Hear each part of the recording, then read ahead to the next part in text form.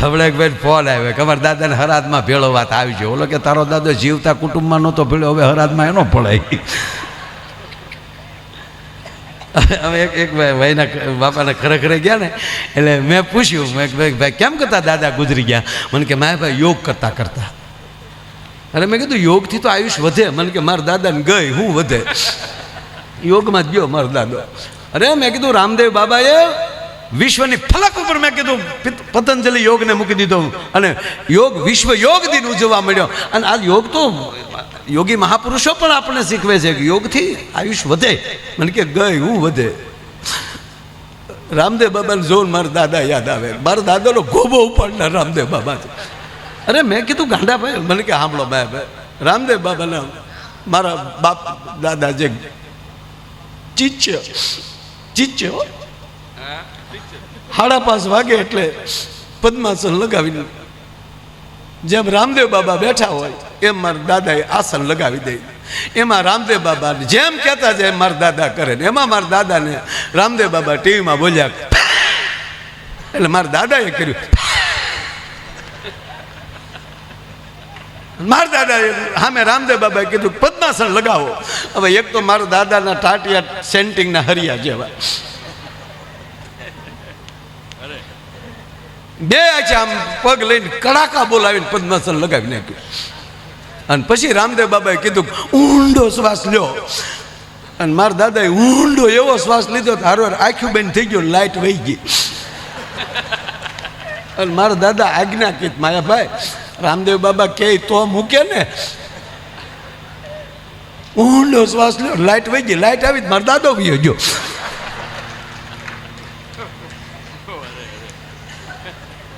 અમુક ગજબ છે.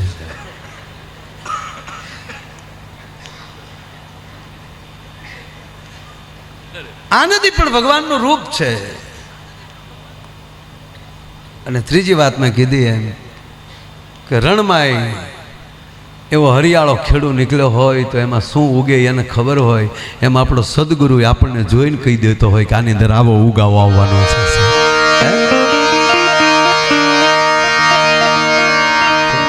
એક જ નાની વાત કહી આનંદ કરો છો. દિવસે પણ માને કથામાં બેસવાનું હોય છે. વાત એ હાલે છે જેને હારે બેહવાની ઉપર ભરોસો હોવો જોઈએ. ભાઈબંધ હોય તો આ યુવાન મિત્રો બેઠા ને કહું, મિત્ર એવો જ રાખજો કે પરસ્પર ભરોસો હોય. કાક બાપુની માં એક કડી છે, પંડે પીડાય નહીં વહમી વાતો એ કોઈ દી ભેરું ને નો ભણાય જી પંડ પીડાય વહમી વાતો એ કોઈ દી ભેરું ને નો ભણાય જી. અદભુત વાત યુવાન મિત્રો. ખાસ કાક બાપુ એમ કે પંડ પીડાયની વહમી વાતો ભેરું ને મિત્રને ન કહેવી. શું કામ? તું મિત્ર માને છો, એ ન માનતો હોય તો તને વગોવી નાખશે. શું કામ? અમુક વાતે જાય ત્યાં ન કરીએ કઈ ને. અંતરના ઉનાળની કોક આવા વેધુને કહેવાય ચોરે ન સીતરાય સીતની વાતો શંકરા. કાક બાપુની પછી બીજી કવિતા યાદ આવી લ્યો. કયક મફતિયા ફરે બજારે તારો રોકીને બેસશે બારજી. કયક મફતિયા ફરે બજારે એ તારો રોકીને બેસશે બારજી. પણ જોયું વિચારી એ ખોલજે એ તારા તિજોરી ના દ્વાર. બાપ તારે હીરાનો વેપારજી. સદગુરુ ભગવાન કેશવાનંદ બાપુ બોલતા ને મુખમાં હીરા જેવા મેં. જો મોતીડું હંસ સિવાય કોઈ જીરવી ન શકતું હોય અથવા તો ગોતી ન શકતું હોય, જેનો મોતીનો ખોરાક એટલે શું? સંપૂર્ણ પવિત્રતા. ઈ જોઈ વિચારી એ ખોલજે એ તારા તે વીરા તારે હીરાનો વેપાર જી એમ જ આ જ વાતમાં કે તું તારા મિત્રને પેન્ટની પીડા કહેતો નહીં. બેનો તમને કહું, તમારા બેન પણ કહી ન દેવું કે તમારા ભાઈ આમ કરે, તમારા ભાઈ તો કહી દે ફ્રીજ લાવવાનું કીધું હોય તા. અમુક ભાઈઓ એવા છે, ઓહો, એને ખબર જ નથી આપણે ચંદ્ર ઉપર છીએ, પૃથ્વી ઉપર છીએ.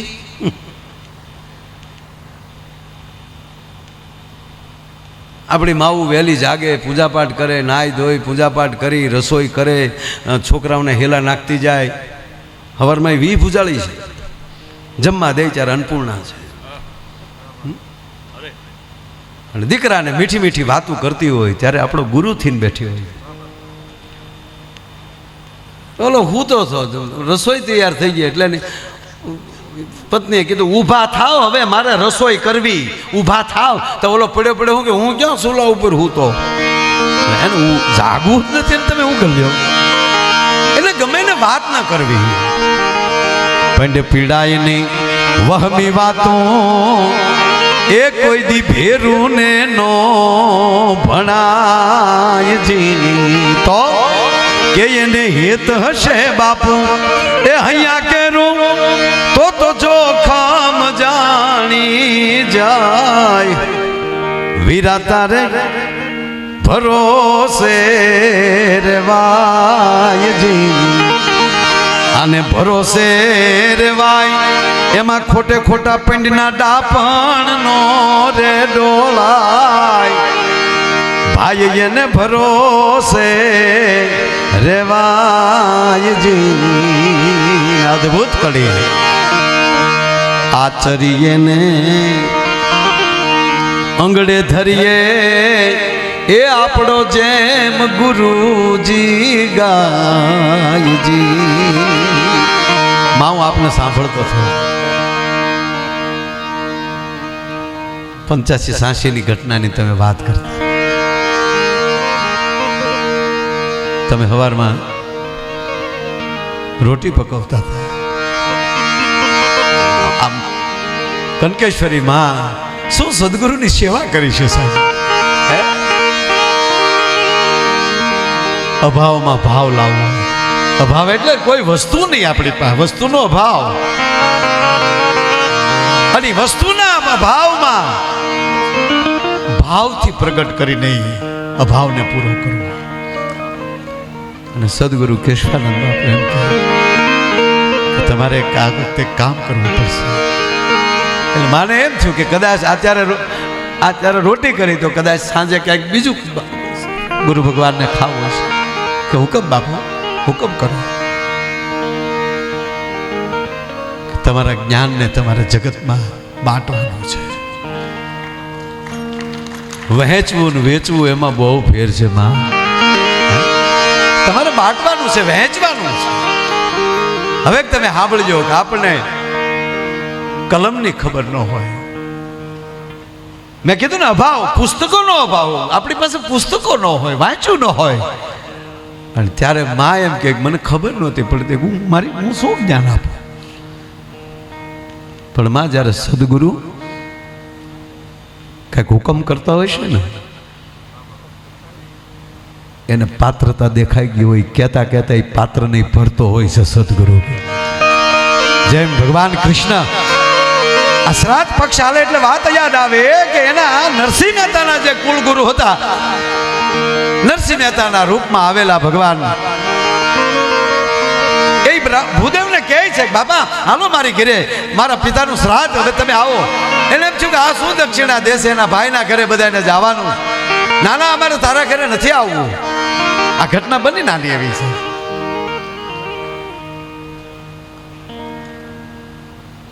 તાકે નહીં, આજથી હું તારો ગુરુ નહીં, તું મારો યજમાન નહીં. અને બાપુ કૃષ્ણ નરસિંહ મહેતાના રૂપમાં એમ કહેતો છે ગોર બાપ આવું ન કરો, લખીને આપી દે. બીજા ભૂદેવ હળ ખભે લઈને હાલ્યા જતા હોય.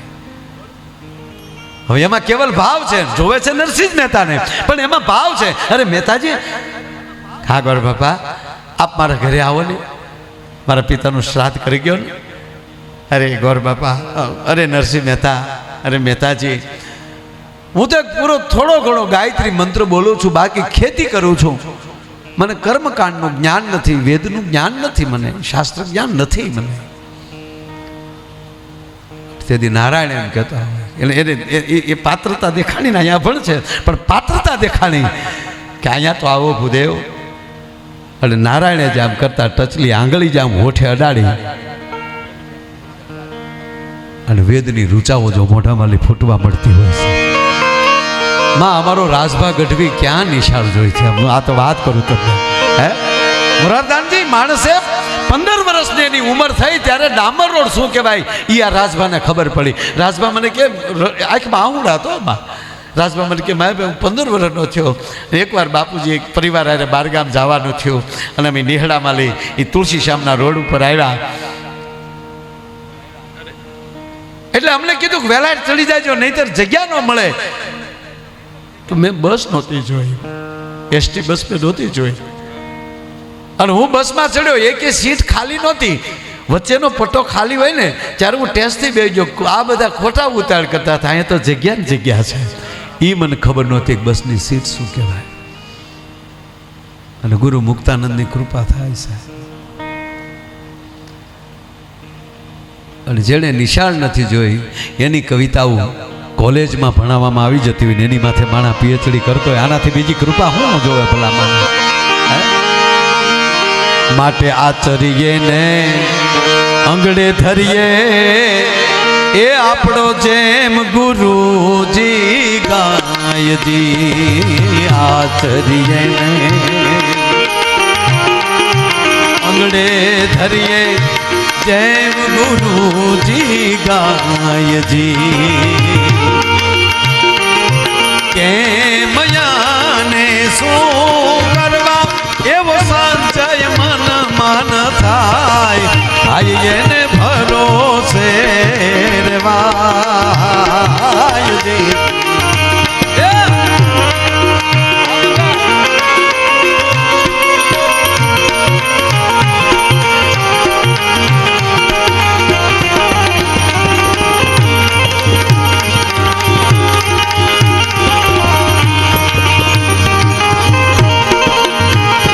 ગિરનારીને જોયા મને મોત ચડ્યો.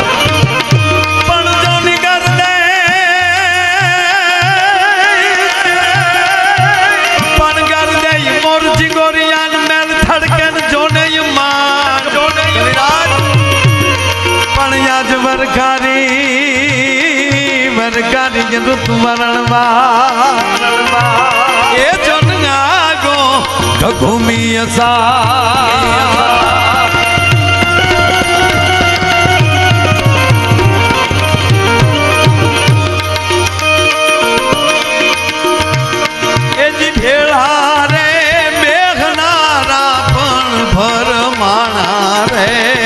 મોટાના તળિયા લોમલ્યા રે રેજી.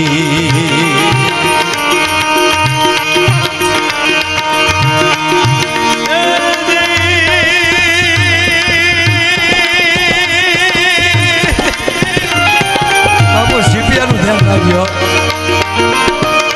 બે છોકરાને કહીને આવ્યો છું.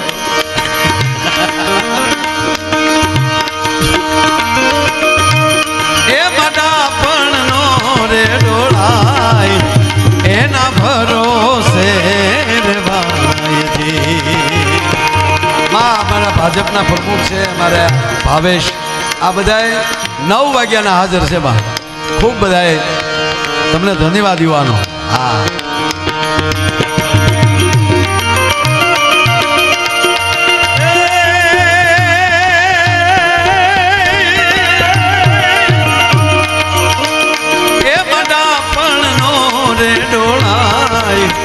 એના ભરોસે રેવાયજી. એના ભરોસે રેવાયજી. એમાં ભરોસે રેવા. આચરીએ અંગ પર ધરીએ જેમ ગુરુજી ગાય. કેમ અને શું કરવા એ સંચય ન કરાય. બસ એને ભરોસે રહેવાય. એક નાની વાત મહાપુરુષોના હાજરી મેં એના ચરણમાં મૂકું છું. આ મારી વાતમાં કોઈ ડાપણ નથી, પણ પ્રોગ્રામ કરતા હોય એમાં કાંઈક જેટલું થોડું ઘણું પુણ્ય ભેગું થતું હશે એના પરિણામ રૂપે આવા કાર્યક્રમ મળતા હશે. આ નરું સત્ય પહેલાં કીધું ને, કોણ સાંભળે છે? બહુ સરસ દોહો છે દેવનાથ બાબુ કે ધરી લોઢાનું બખ્તર તમોને ભેટવા આવ્યો છે. હવે લોઢાના બખ્તર પહેરીને તો ધણગાણે જવાનું હોય, શું આ દેશનો ચારણ? ધરી લોઢાનું બખ્તર તમોને ભેટવા આવ્યો છું. મેં સાંભળ્યું છે લોકો આપને પારસમણી કહે.